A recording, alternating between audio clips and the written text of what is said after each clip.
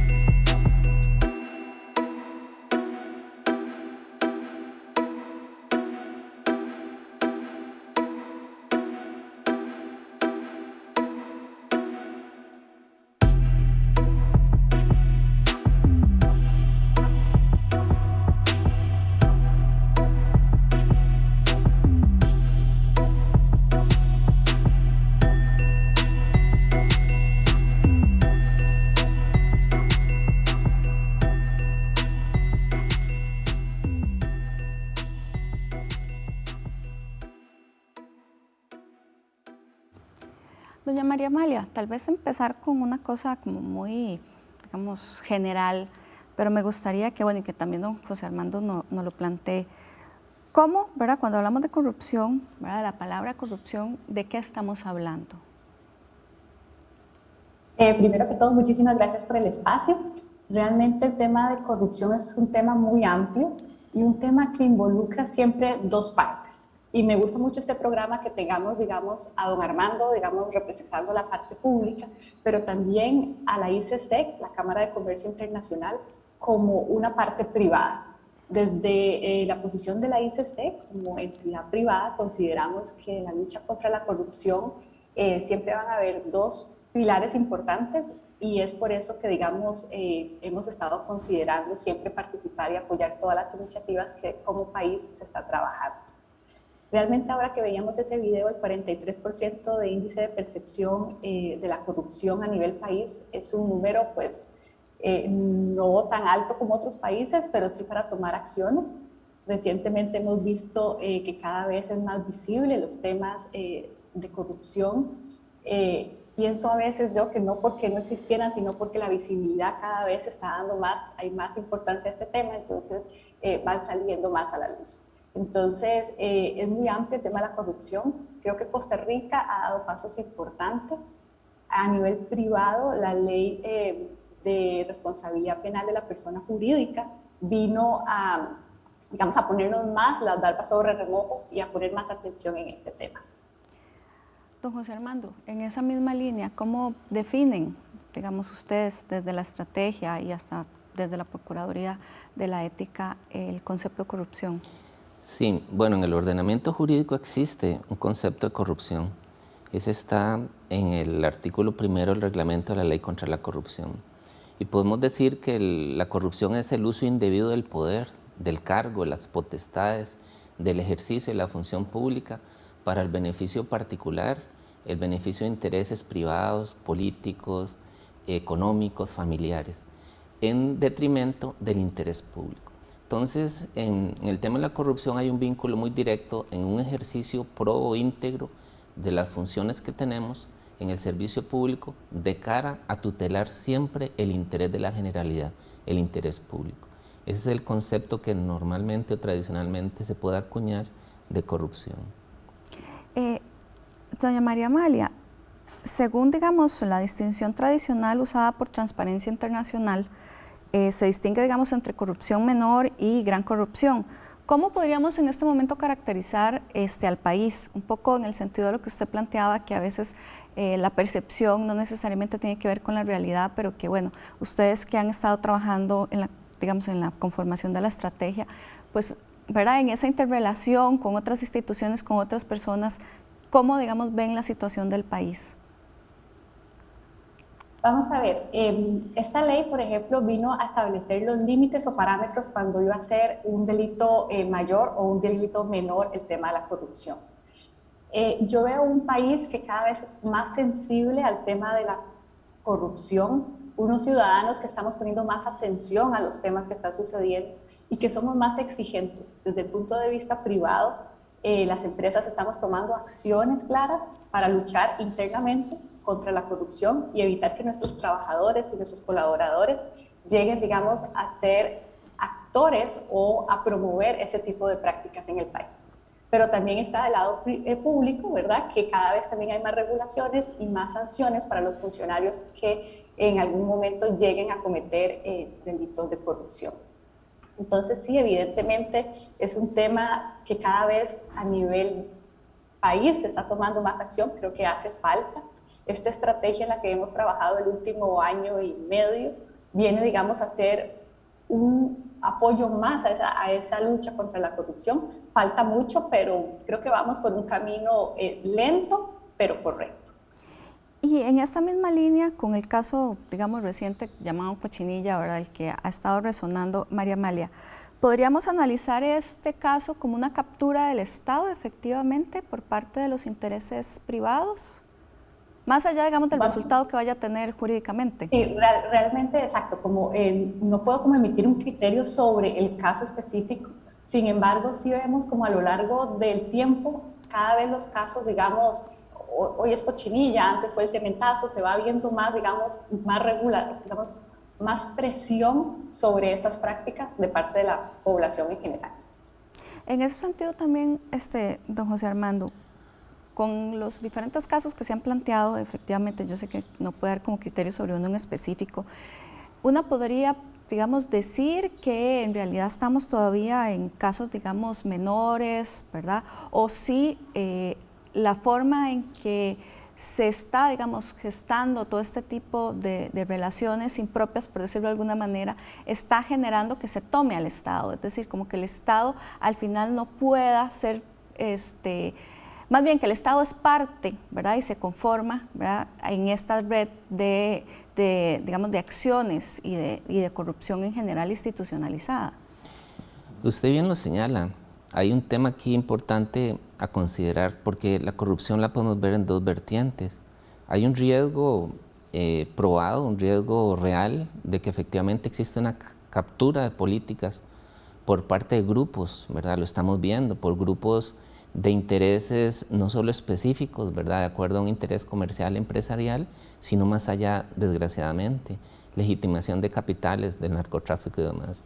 Y esos son temas que se han venido abordando a nivel internacional, pero el país no le ha puesto la atención debida. Entonces, la captura de políticas, sin duda alguna, es un riesgo que se venía definiendo con claridad y hoy es una realidad en nuestro país. El tema del cabildeo es fundamental, sí. Esa posibilidad también que se le brinda de promover intereses privados particulares, ¿verdad?, a ciertas personas en niveles superiores de gestión política. Eso es un peligro latente en este país y bueno, es parte de los problemas que tenemos. Pero no hay que descuidar tampoco la pequeña corrupción, ¿verdad? Efectivamente, hay una microcorrupción que vemos todos los días, es una realidad también que tenemos en este país. Y la Contraloría General de la República, en una encuesta del 2020, bien lo refleja y le pone un foco en esa encuesta. Es muy interesante porque en el tema de las licencias, en el tema de los permisos, en el tema de las solicitudes de ayudas por parte del Estado, ahí hay un foco muy importante de corrupción, donde hay un ámbito de discrecionalidad del funcionario público de cara a la prestación de un servicio. Ahí hay un riesgo importante. Entonces, vamos a encontrar, ¿verdad?, efectivamente que el país está viviendo este fenómeno de los dos ámbitos. Aquí el punto medular, y de ahí la importancia y la estrategia, es ¿qué vamos a hacer? ¿Vamos a seguir, ¿verdad?, estáticos, vamos a seguir paralizados ante este fenómeno o en realidad vamos a dar un paso adelante?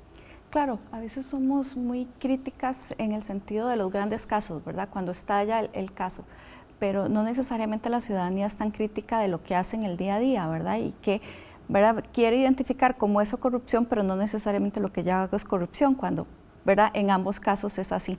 Vamos a una pausa, perdón, ya te doy la palabra cuando regresemos, María Amalia. Vamos a ir a una pausa y ya regresamos.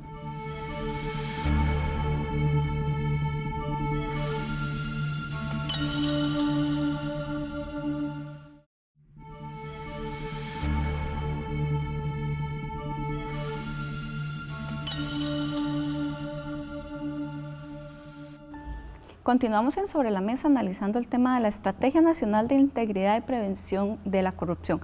Antes de ir a una pausa, precisamente yo planteaba que es muchísimo más fácil, digamos, identificar los grandes casos y ver en otras personas, digamos, la corrupción y no tanto en el día a día. Ahí María Amalia se quería referir y plantear algunos ejemplos. Gracias, Marcela. Sí, correcto. Muchas veces hablamos de la corrupción como, claro, las grandes empresas, pero en el día a día nosotros estamos envueltos o nos enfrentamos, digamos, a pequeños casos, pero que son corrupción también. Por ejemplo, un trámite. Cuando vamos a realizar un trámite a una institución pública y se nos atrasa, pues antes sucedía que, por ejemplo, llegaban y nos ofrecían que si pagábamos más podíamos hacerlo más rápido. Bueno, eso es corrupción, se llama soborno. Otro, por ejemplo, tráfico de influencias, muy común en Costa Rica, porque el país es muy pequeño, entonces siempre conocemos a alguien que conoce a alguien y que nos puede ayudar. Y luego le mandamos un regalo. Eso es corrupción, porque es un tráfico de influencias a menor escala, pero es tráfico de influencias. Entonces, digamos, hay grandes casos, pero también en el día a día hay pequeños casos. Y como empresas, siempre tenemos que estar vigilantes de que nuestros trabajadores no caigan en esos, digamos, casos que son corrupciones pequeñas. Hay puestos o trabajos, digamos, o acciones que están más expuestos a temas de corrupción. Por ejemplo, un departamento de compras en una empresa, claro. Un departamento de proveeduría. ¿Por qué? Porque ellos están expuestos a hacer relaciones, ya sea con funcionarios o incluso con otras empresas, en los cuales se puede prestar para eso. Entonces, siempre, digamos, la recomendación que damos desde la Cámara de Comercio Internacional a las empresas es, uno, evaluar los riesgos a los que yo estoy expuesto y evaluar esas posiciones en las cuales, digamos, mis trabajadores podrían estar expuestos. ¿Para qué? Para hacer un plan de prevención, una capacitación y no llegar, digamos, a los límites de que ya sea un gran escándalo. María Amalia, ahora planteabas algo que me parece muy interesante y es el tema, bueno, siempre cuando se habla de corrupción una hace como esa relación entre público-privado, pero ahora planteabas entre privados, ¿verdad? También entre empresas. ¿Eso cómo lo podríamos, digamos, observar? ¿Qué ejemplos una podría plantear de también, digamos, corrupción que se puede dar entre privados? Te voy a poner un ejemplo, un proveedor pequeño, digamos, de algún servicio que le quiera vender a una, por ejemplo, cadena de supermercados. Entonces, la persona del departamento pequeño, la empresa pequeña, contacta a la grande y lo invita a cenar o lo invita a viajar. ¿Para qué? Para que esa empresa grande le compre sus productos. Eso, básicamente, digamos, es tráfico de influencias. No a nivel privado, pero sí, digamos, hay una acción de corrupción a nivel de empresa privada con empresa privada, que si bien no está regulado, pues a nivel de compañías sí debemos, digamos, ponerle atención a esas banderas rojas. Nosotros le decimos a eso banderas rojas, o sea, son pruebas de que algo está mal en la organización y hay que ponerle un control.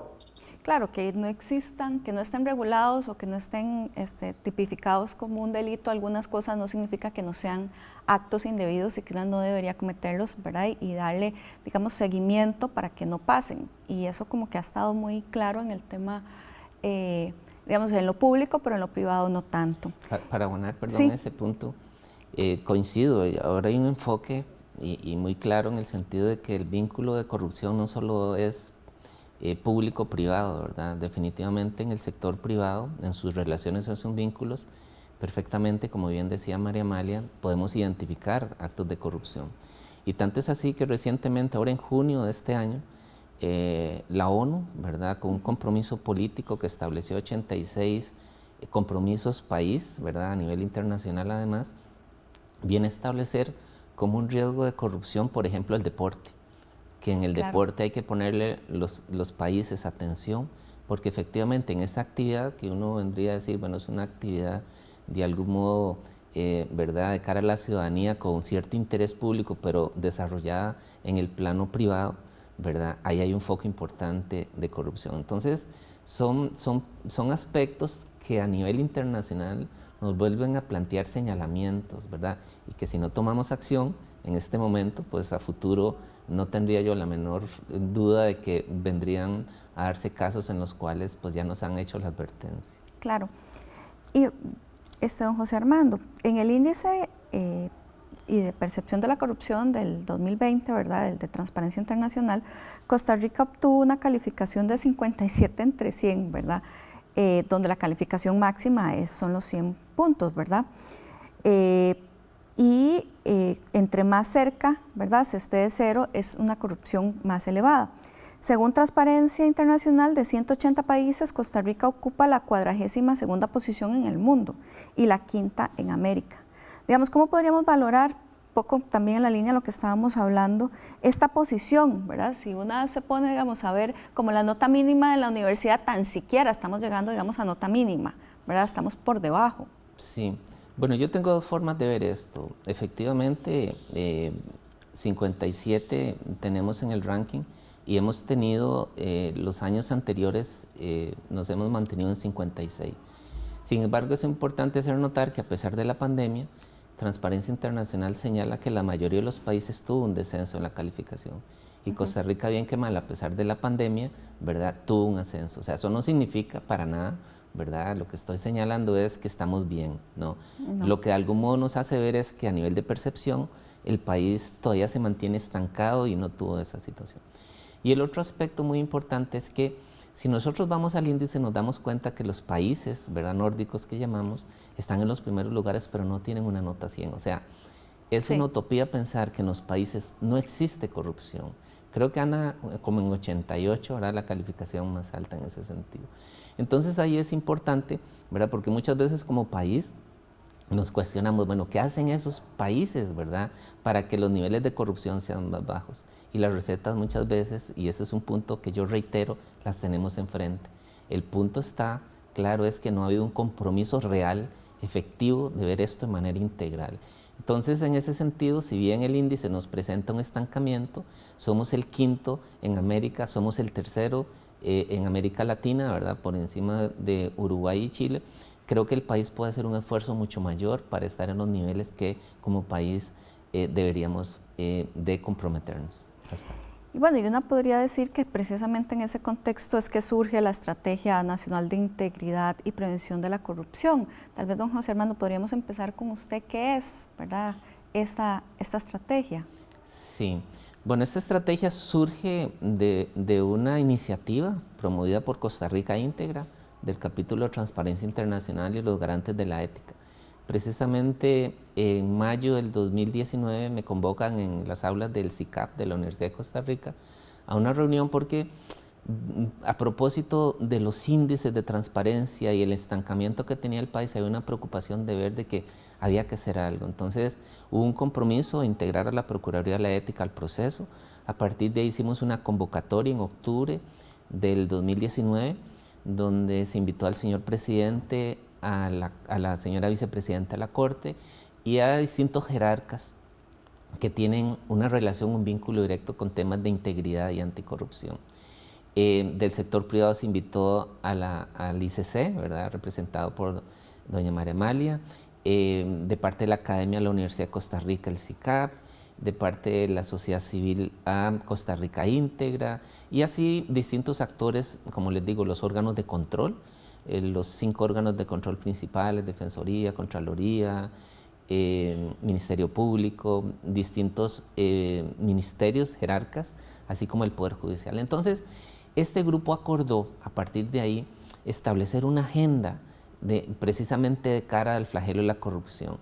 Y el punto medular era identificar el enfoque en prevención. ¿Por qué? Por 2 motivos. Primero, porque es una tendencia, ¿verdad? Ya se entiende que como un fenómeno multicausal, como un fenómeno complejo que es la corrupción, hay que atender en la parte preventiva desde distintos enfoques, distintas agendas, ¿verdad? Y entonces es importante, fundamental, darle énfasis a la parte preventiva. Y el segundo aspecto es que evidentemente los órganos de control tenemos competencias de ley que no son delegables, ¿verdad? O sea, la Procuraduría de la Ética tiene que realizar investigaciones, la Contraloría propia. Entonces, el escenario, ¿verdad?, donde nosotros podemos coincidir en buenas prácticas, en transmitir datos, información precisamente sobre lo que está sucediendo a nivel de la detección y sanción de la corrupción, es en la parte preventiva. Entonces, de algún modo es un escenario donde todos los actores podíamos tener un aporte importante de cara a este esfuerzo. Es así como vino este compromiso, ¿verdad?, en octubre del 2019, para que en un año estuviese una estrategia con ese tema. Vino la pandemia y hubo que articular, modificar. Sin embargo, ese proceso sirvió para integrar otros actores, por ejemplo, el Ministerio de Educación Pública, el MISIT y demás. Y es así como esta estrategia estuvo concluida a finales de junio y su presentación o su lanzamiento fue en agosto de este año. Doña María Amalia, ¿y por qué es que, digamos, este grupo de instituciones creen necesaria, digamos, una estrategia que va más allá de lo que cada una de las instituciones es responsable o de la legislación que tenemos en este momento? Vamos a ver, la lucha contra la corrupción y sobre todo la prevención tiene que estar integrada entre diferentes instituciones. Cuando en octubre del 2019 nos invitan a la Cámara de Comercio Internacional a ser parte de la estrategia, primero sentimos una gran responsabilidad, siendo los únicos representantes de la empresa privada que íbamos a estar sentados sobre la mesa, llevando la experiencia, y luego para poder aportar los conocimientos que desde el sector privado hemos venido trabajando en programas de cumplimiento, en normativa interna, para poderlo llevar, digamos, a una estrategia país. Fue muy interesante participar con tantas instituciones, realmente para nosotros como Cámara Internacional fue gratificante poder aportar. Realmente cuando hablamos de la Cámara de Comercio Internacional, poca gente sabe qué es lo que hace. Y esta Cámara surgió hace 100 años para asegurar que en todo el mundo hubiesen normas estándares básicos para que la gente pudiera comercializar y pudiera, digamos, realizar el comercio de forma transparente. Cuando pasan los años, vienen diferentes temas que vienen, digamos, surgiendo. Uno es la corrupción. Entonces la ICC empezó a desarrollar muchísimas normas a nivel global sobre lucha contra la corrupción, modelo de contratos para incluir en los contratos. Entonces cuando nos invitan a participar, digamos, traemos toda esa experiencia que a nivel global ya había sido probada, que es gratuita para el que la necesite, para poderla aportar en la estrategia. Realmente la estrategia, tal vez don Armando luego lo explica, pero se dividía, digamos, en grupos de trabajo, y como Cámara de Comercio Internacional participamos en uno de los pilares que se llamaba gestión de los riesgos de corrupción público-privada. Y ahí lo que hacíamos era analizar en esas relaciones que tenemos del día a día con el gobierno, donde había, digamos, posibles situaciones en las que pudiera haber alguna eventual corrupción. Estamos acá en Sobre la Mesa analizando la Estrategia Nacional de Integridad y Prevención de la Corrupción. Vamos a una pausa y ya regresamos para seguir, ¿verdad?, conversando con respecto a cómo se organiza y cómo es que va a funcionar esta estrategia.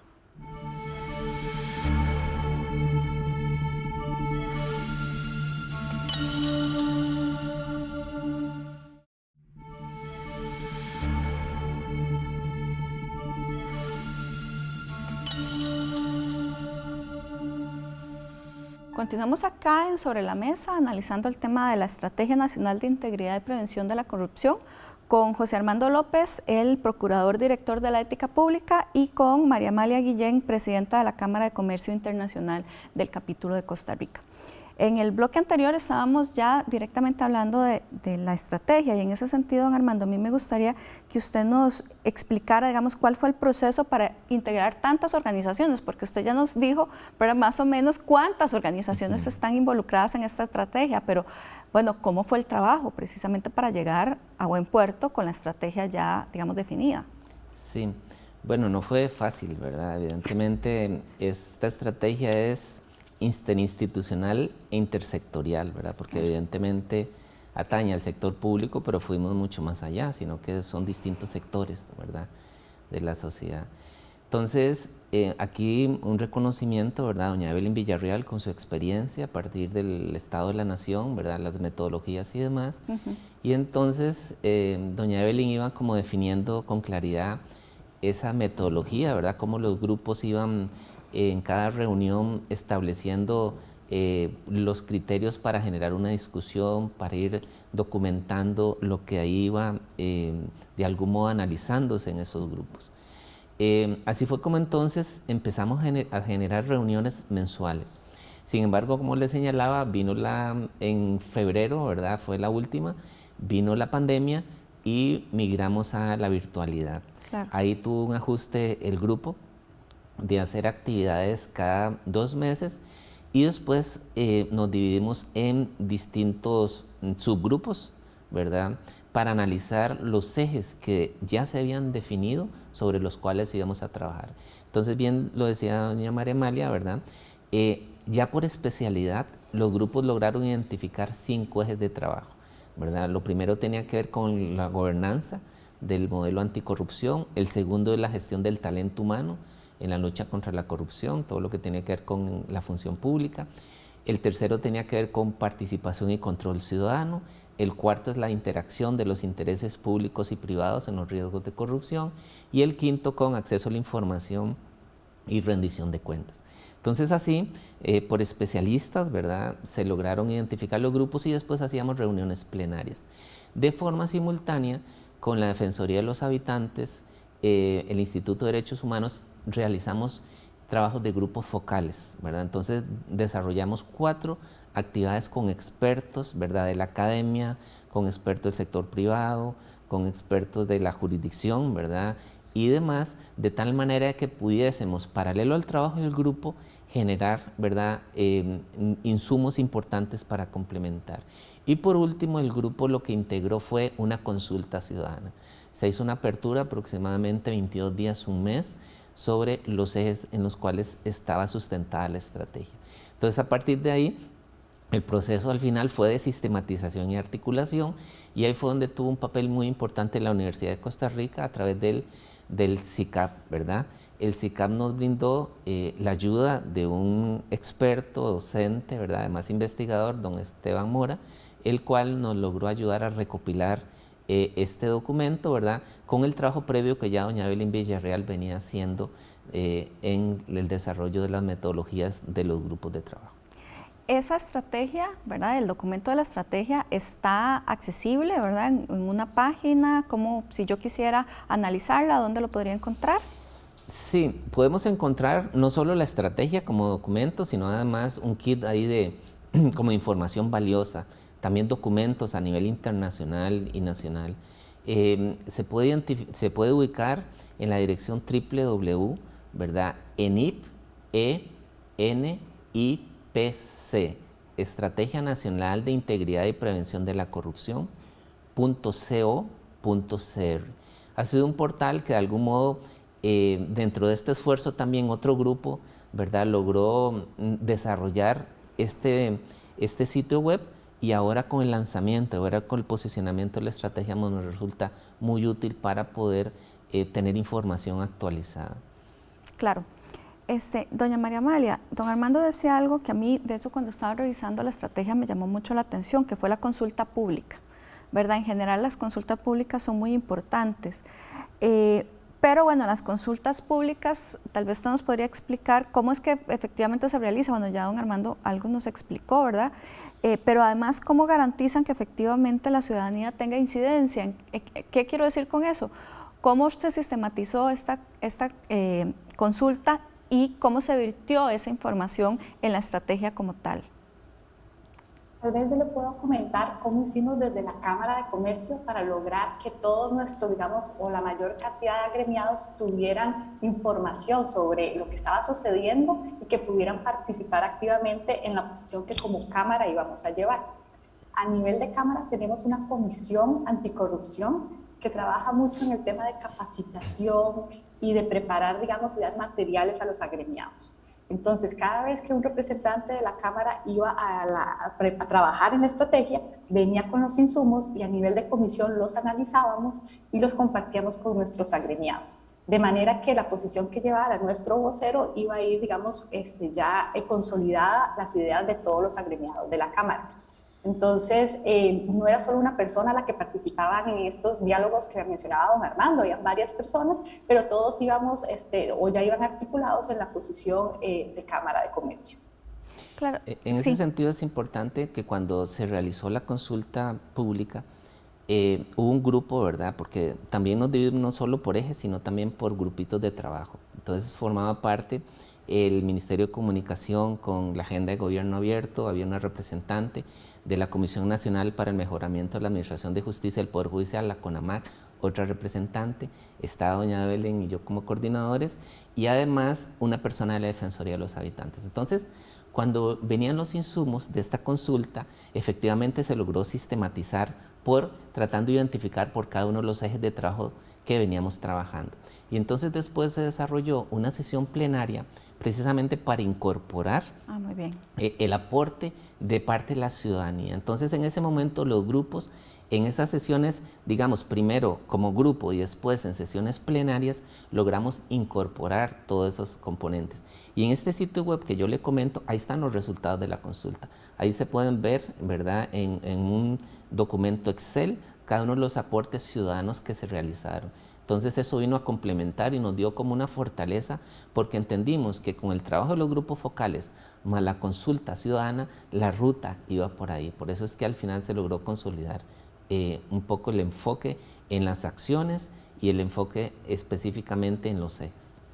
Claro, eso es muy importante, ¿verdad? Porque yo siempre pregunto sobre el tema de las consultas, porque a veces hay, digamos, algunas instancias que dicen que hacen consulta, pero realmente solo preguntan y después se olvidan de eso, pero el hecho es que se utilice esa información como bien usted nos estaba explicando.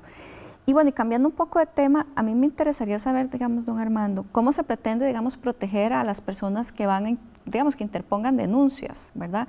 Y cómo, ¿verdad?, se van a filtrar esas denuncias para concentrar los esfuerzos en las que son, digamos, reales, porque alguien podría poner denuncias falsas también. Claro.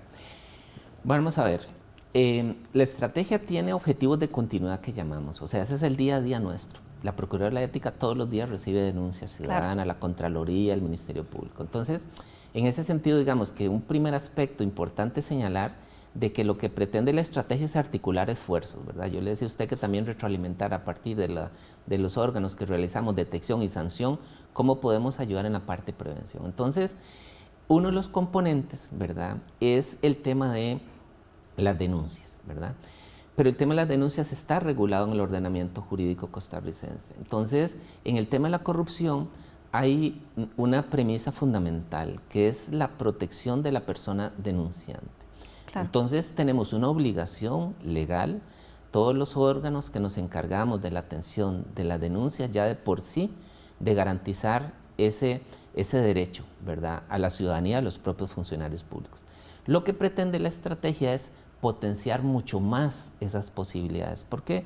Porque también nos hemos dado cuenta que no basta con proteger la identidad del denunciante, hay que protegerle también en su fuero laboral, ¿verdad? Claro. Porque de algún modo puede sentirse amenazado en su trabajo, en su relación, ¿verdad?, particular, familiar. Entonces, eso es lo que se busca un poco, un llamado de atención, a ponerle atención a esos aspectos.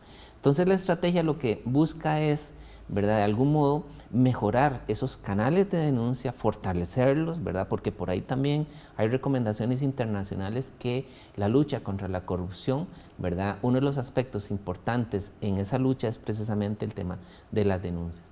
El otro componente es garantizar el derecho a los ciudadanos de denunciar.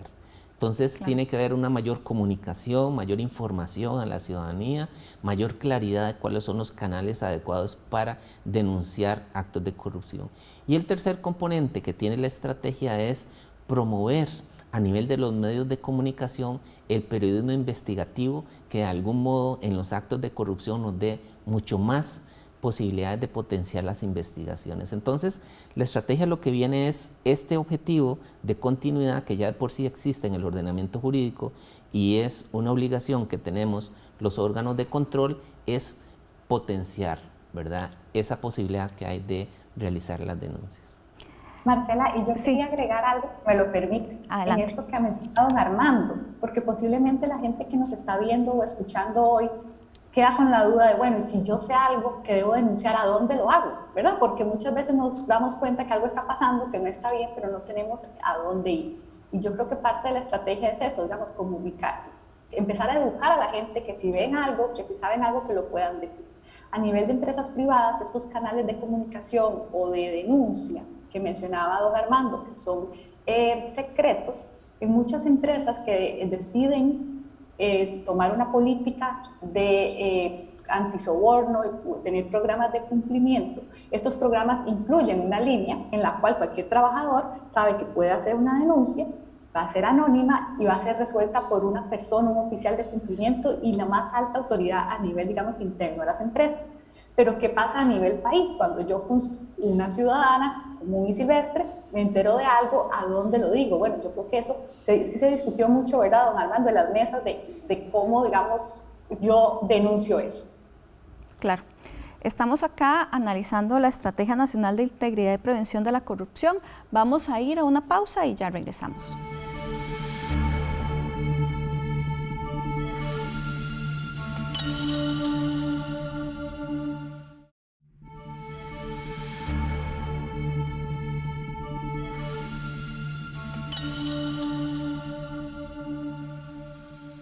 Continuamos en Sobre la Mesa analizando la Estrategia Nacional de Integridad y Prevención de la Corrupción. Antes de ir a una pausa, también usted, don José Armando, habló de también las recomendaciones que nos dan algunas organizaciones. Costa Rica, por ser parte de diferentes organizaciones internacionales, ha venido advirtiendo, estas organizaciones han venido advirtiendo sobre peligros en nuestra legislación y ordenamiento respecto a la corrupción. ¿Cómo encaja, digamos, la estrategia con las recomendaciones de algunas de estas, como, ya usted se refirió a la ONU, pero también está la OEA y más recientemente la OCDE?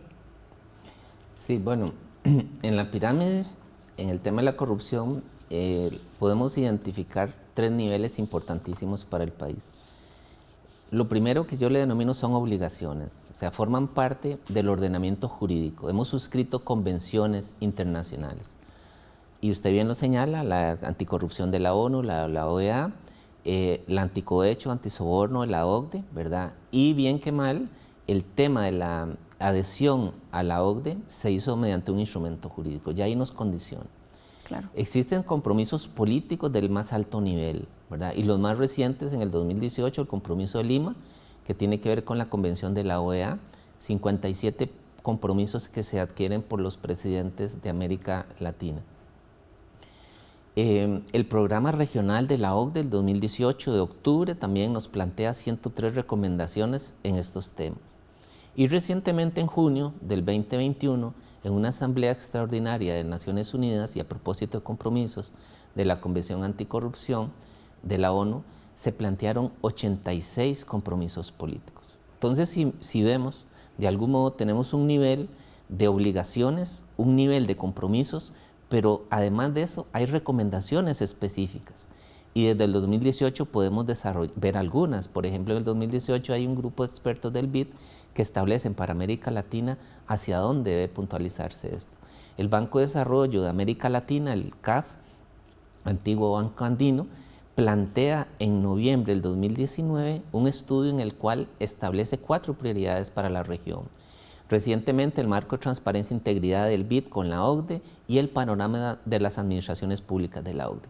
Lo que le quiero decir con esto es que existe un acervo importante, ¿verdad?, de hacia dónde dirigir la acción contra la corrupción. Transparencia Internacional, también el barómetro del 2019 nos hace puntualizaciones. Lo que hace el grupo entonces es recopilar de algún modo, ¿verdad?, todo este acervo que existe a nivel internacional, a nivel de recomendaciones, pero además, como yo les señalaba, identificar también como país, ¿verdad?, dónde creemos que se puede como focalizar la atención del Estado, de las instituciones y de los sectores en la lucha contra la corrupción.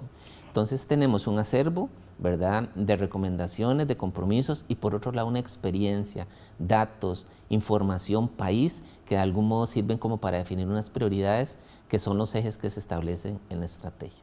Doña María Amalia, ¿y qué mecanismos, digamos, o acciones concretas están, ¿verdad?, se plantearon desde lo privado para prevenir la corrupción? Porque bueno, pues, como decíamos desde un inicio, lo hemos planteado en todo el programa, casi siempre nos concentramos en el tema público, pero bueno, desde lo privado, ¿qué, digamos, cosas se han podido colocar en esa estrategia? Hubo básicamente 4 temas que se colocaron. El tema de contratación administrativa, o sea, identificar dentro de la contratación administrativa la participación del sector privado y todas aquellas acciones que podrían representar un riesgo. ¿Por qué? Porque ocupábamos, digamos, luego ponerle algún control. El otro tema que se identificó fue la simplificación de trámites. En la medida que los trámites en este país sean más rápidos, nadie va a sentirse, digamos, tentado en cometer algún ilícito o en algún soborno. Entonces, contratación administrativa, simplificación de trámites. Un tercero que era en los conflictos de interés y todo el tema de cabildeo y soborno y tráfico de influencias. Ahí también se analizaron los temas, se analizó la legislación que había y en algunos casos la necesidad de más regulación en temas que no están regulados en el país.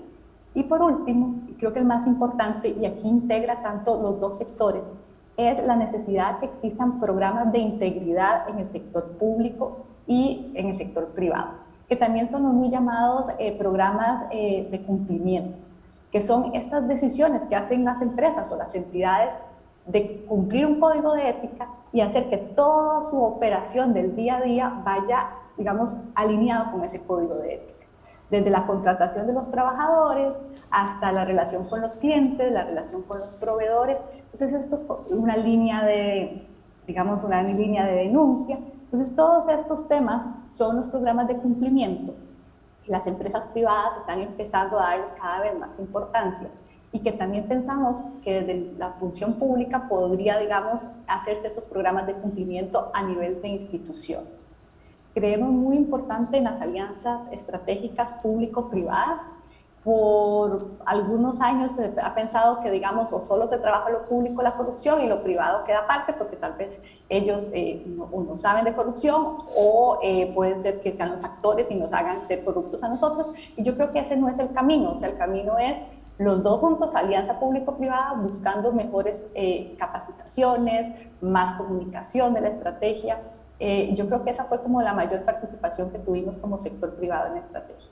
Claro, y en ese mismo sentido, María Amalia, usted nombró como varias cosas que se querían hacer, que mucho está en la agenda legislativa, ¿verdad? O sea, en este momento hay varios proyectos en espera, la reforma integral a la ley contra la corrupción y enriquecimiento ilícito, el proyecto de ley de acceso a la información, la regulación del lobby, el reglamento para la aplicación de sanciones por faltas a la ética de diputados y diputadas, la obligatoriedad de las resoluciones de la Procuraduría de la Ética, entre otros. Pero, ¿por qué es que no logramos avanzar más rápido en esos temas si ya tenemos identificados cuáles son esos nudos críticos? Tal vez empezamos con María Amalia, después don José Armando. Lo mismo me pregunto yo, pero tal vez creo que algo importante que hizo, digamos, el lanzamiento de esta estrategia fue comprometer a los 3 poderes de la República, porque el día del lanzamiento estuvo presente la presidenta del Congreso, el presidente de la República y la persona que dirige el Poder Judicial. Entonces yo creo que hubo un compromiso público de luchar por este tema. Por supuesto que hay intereses, digamos, de que una cosa se apruebe o no se apruebe. Y sí, a veces quisiéramos ir más rápido, yo creo que podríamos ir más rápido, pero evidentemente vamos en la dirección correcta porque con los temas claros que hay que aprobar. Sí. Bueno, en ese particular yo coincido, ¿verdad? O sea, quisiéramos a veces apurar más estos procesos, pero bueno, sin duda alguna el compromiso político al más alto nivel es fundamental, ¿verdad?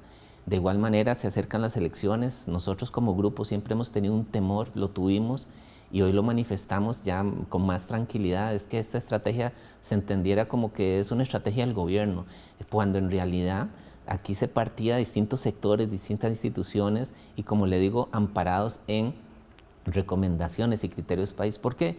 Porque entrar en ese tema digamos, de darle a la estrategia un vínculo ideológico, político, pues no deja después de legitimarla en aras de lo noble, lo que pretende, ¿verdad?, como país.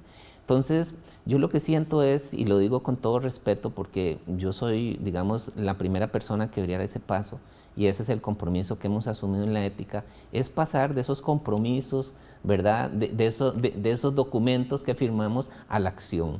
Claro. Y parte de la acción es realmente buscar esos espacios de mejora en el ordenamiento jurídico. Usted señala con mucha claridad lo que hay pendiente de la Asamblea Legislativa. Yo le puedo señalar también que el Poder Judicial tiene toda una agenda de reformas que está poniendo a disposición también para mejorar. Porque hablamos de la prevención, pero sin duda alguna, eso no es lo único, definitivamente. Porque en todas estas agendas internacionales y demás nos señalan con mucha claridad que hay que fortalecer el tema sancionatorio, tanto a nivel penal como disciplinario, que ese es otro enfoque importante. No solo ver el tema de la sanción de la corrupción desde el punto de vista del ilícito penal, sino también de aquellos servidores públicos que de algún modo incumplen con sus deberes éticos, ¿verdad?, y de probidad, de algún modo que sea efectivo y se garantice en forma oportuna una sanción. Entonces, definitivamente para abordar esto no puede ser solo desde el punto de vista sancionatorio, ¿verdad?, ni tampoco desde el punto de vista preventivo. Tiene que ser un enfoque integral, ¿verdad?, y esa es la espera, o más bien es el anhelo que tenemos como grupo, ¿verdad? Hemos puesto a disposición esta estrategia en este momento de la autoridad de los supremos poderes, pero lo que quisiéramos es que como país podamos avanzar. De hecho, usted plantea algo con respecto al tema más, digamos, desde lo sancionatorio, ¿verdad?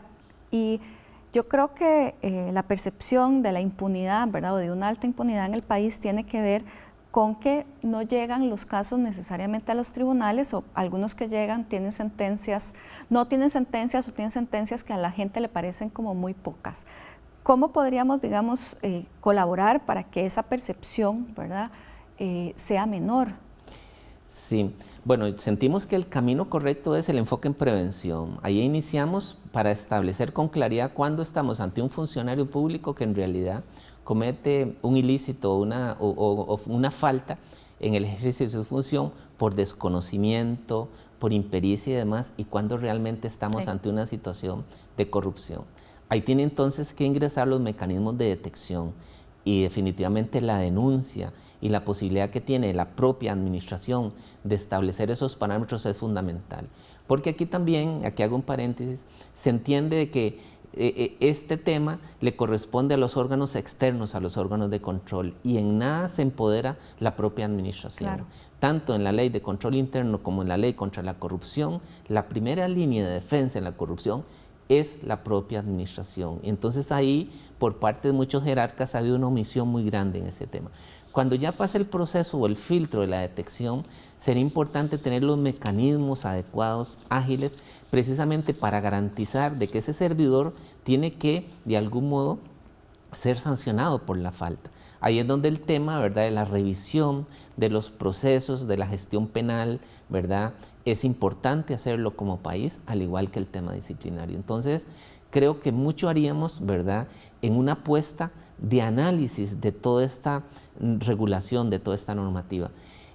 Aquí hago también una consideración, que es que precisamente en el tema 1 de la estrategia, cuando hablamos del modelo de gobernanza, en la tercera estrategia refiere a un inventario de la normativa, del marco jurídico a nivel nacional.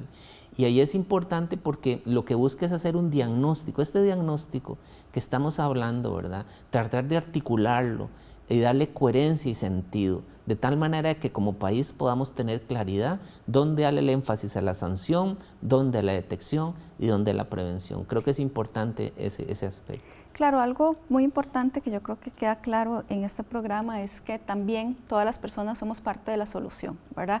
Que no es un problema como de las grandes esferas, sino que también tenemos que ir cambiando, digamos, esta cultura, ¿verdad?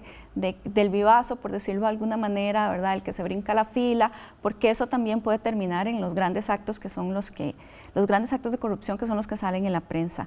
En ese sentido, pues, con la estrategia es una buena guía para que las personas que nos están viendo le exijan, ahora que vamos a entrar en un proceso electoral, a los candidatos y candidatas qué es lo que van a hacer en ese sentido, ¿verdad? Y bueno, como les decía, la estrategia nos da algunas, ¿verdad?, ideas de qué debemos preguntarles a estas personas. Así que muchísimas gracias, don José Armando, y muchísimas gracias, doña María Amelia, por haber estado aquí en Sobre la Mesa, y a ustedes en sus casas les esperamos la próxima semana.